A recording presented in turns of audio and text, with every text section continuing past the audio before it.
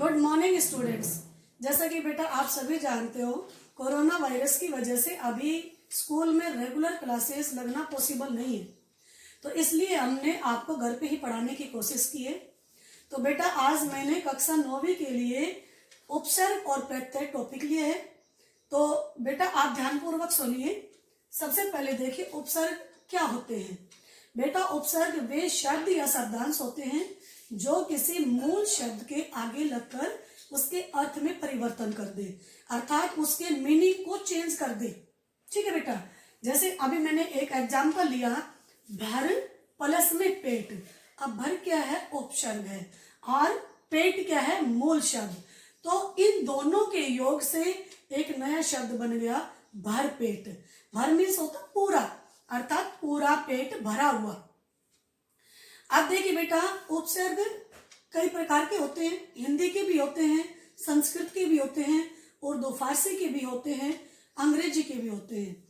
अब मैंने कुछ उपसर्ग लिए, जैसे मैंने संस्कृत के उपसर्ग लिए हैं। जैसे संस्कृत का पहला उपसर्ग लिया हमने सत। तो सत में अगर हम एक मूल शब्द इसमें प्लस कर देंगे, इसमें जोड़ देंगे, तो एक नया शब्द बन जाएगा, और वो नया शब्द कौन सा बना? सत्कर्म। ठीक है, ऐसे ही सत में हमने एक दूसरा मूल शब्द जोड़ दिया, जन। जन क्या? मूल शब्द है, कंप्लीट वर्ड है, तो इससे एक नया शब्द कौन सा बन गया? सज्जन।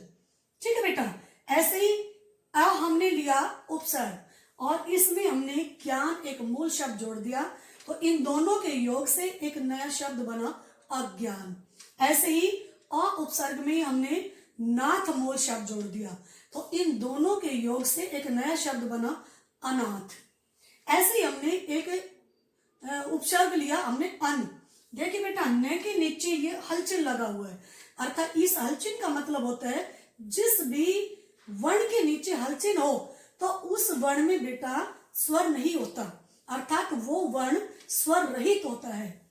अब इसमें देखिए, हमने अन उपसर्ग में हमने एक कंप्लीट वर्ड जोड़ दिया, कंप्लीट एक मतलब पूरा हमने एक शब्द जोड़ा, तो उसमें क्या, उसे क्या बन गया? अनर्थ। अन प्लस में अर्थ, अर्थात अनर्थ। ऐसे ही अन और मूल शब्द कौन सा हो गया? आदर। तो इन दोनों के योग से एक नया शब्द बना, अनादर। अब देखिए बेटा, हिंदी के उपसर्ग। हिंदी का उपसर्ग हमने पहला लिया सु। ठीक है, सु का मतलब होता है बेटा अच्छा, और इसमें हमने एक मूल शब्द जोड़ा, पुत्र। तो इन दोनों के योग से कौन सा बना? सुपुत्र। ऐसे ही दूसरा हमने लिया सु उपसर्ग और कर्म मूल शब्द, तो इन दोनों के योग से कौन सा एक नया शब्द बन गया? सुकर्म, अर्थात अच्छे कर्म। ऐसे हमने एक दूसरा लिया अध। अध क्या है? उपसर्ग है, इसमें हमने मरा मूल शब्द जोड़ दिया, तो दोनों के योग से क्या बन गया? अधमरा। ऐसे ही अध क्या है? उपसर्ग, और जला क्या है? मूल शब्द, तो इन दोनों के योग से एक नया शब्द कौन सा बना? अधजला। अब तीसरा देखिए बेटा, हिंदी का उपसर्ग पर। पर क्या है? उपसर्ग, और उपसर्ग में हमने एक मूल शब्द जोड़ा, देश, तो इन दोनों के योग से कौन सा बना? परदेश। ऐसे ही पर उपसर्ग और लोक हो गया मूल शब्द, तो इन दोनों के योग से नया शब्द बना, परलोक। अब आ जाइए बेटा उर्दू फारसी के उपसर्ग। बद। बद क्या है? उपसर्ग, और नाम क्या है? मूल शब्द, तो दोनों के योग से एक नया शब्द कौन सा बना? बदनाम। ऐसे ही बेटा बद उपसर्ग और सूरत क्या है?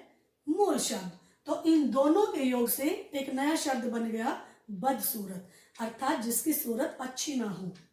ऐसे ला। ला उपसर्ग, ला का मतलब होता है बिना। ठीक है बेटा, तो हमने ला उपसर्ग से में परवाह एक मूल शब्द जोड़ दिया, तो इन दोनों के योग से एक नया शब्द बना, लापरवाह, अर्थात जिससे परवाह ना हो, परवाह के बिना।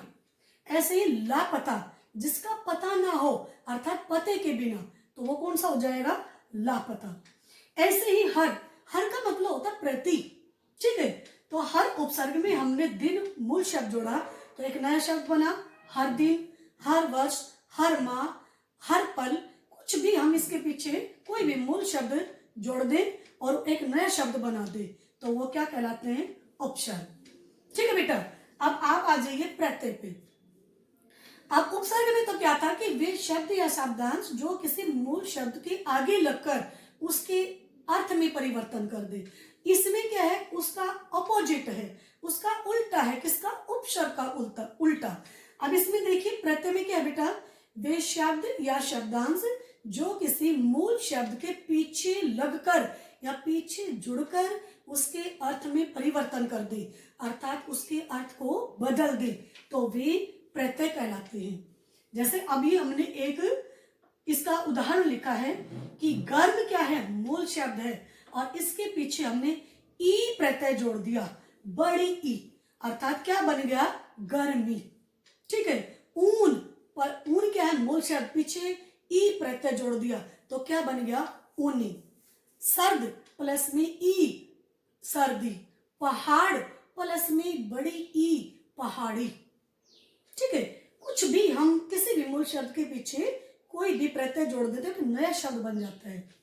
अब बेटा देखिए प्रत्यय के दो भेद होते हैं, कृत प्रत्यय और तद्धित प्रत्यय। कृत प्रत्यय कौन से होते हैं बेटा, जो किसी क्रिया के बाद में जुड़कर उसके अर्थ को बदल दे। ठीक है, कृत यानी क्रिया। ऐसे ही दूसरा होता है तद्धित प्रत्यय।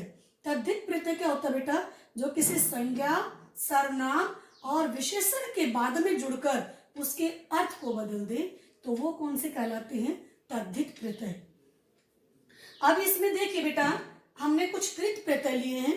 ठीक है, जैसे हमने पहले लिखा, क्योंकि प्रत्यय में क्या होता है, पहले मूल शब्द होता है, उसके बाद में प्रत्यय जुड़ता है, और उन दोनों के योग से एक नया शब्द बनता है। जैसे हमने लिखा मूल शब्द, इधर लिखा हमने प्रत्यय, और इधर लिखा प्रत्यय से निर्मित शब्द। ठीक है, तो जैसे हमने एक मूल शब्द लिया पाठ, और पाठ मूल शब्द में हमने अक जोड़ दिया प्रत्यय, तो इन दोनों के योग से एक नया शब्द कौन सा निर्मित हुआ, पाठक। ऐसे ही धावक, नावक, सॉरी नावक नहीं होता, वो तो नाविक होता है, उसमें नाविक क्या होगा बेटा, नाव प्लस में इक प्रत्यय जुड़ेगा, नाविक। ठीक है बेटा। ऐसे ही दूसरा देखिए रख, रख क्या है, मूल शब्द, और इसमें हमने क्या जोड़ दिया, वाला। वाला क्या है, प्रत्यय, जैसे रखवाला, खाने वाला, ठीक है, सब्जी वाला, ठीक है, अखबार वाला, दूध वाला, कुछ भी हो सकता है, हमने मूल शब्द के पीछे वाला प्रत्यय जोड़ना है। ऐसे अब अगला देखिए बेटा, ये कृत प्रत्यय थे, अगला आता है तद्धित प्रत्यय। और तद्धित प्रत्यय क्या होता है, हमने बताया था परिभाषा के अनुसार, जैसे कि जो संज्ञा, सर्वनाम और विशेषण के बाद में जुड़कर जो प्रत्यय जुड़ते हैं और जो नया शब्द बनाते हैं, वो कौन से होते हैं, तद्धित प्रत्यय।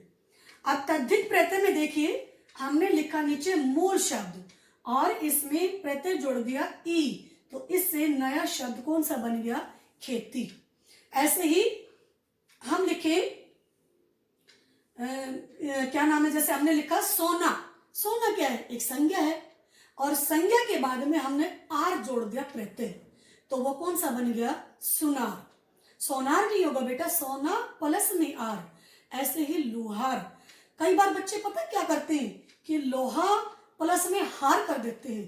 बेटा लोहार और सुनार कभी भी हार प्रत्यय के योग से नहीं बनते हैं, ये दोनों आर प्रत्यय के योग से बनते हैं।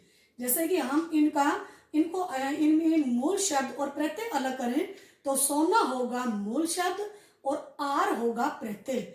ऐसे ही लोहार में लोहा मूल शब्द और आर प्रत्यय, ये मैं आपको अच्छे से बताऊं, ठीक, बता रही हूं बेटा।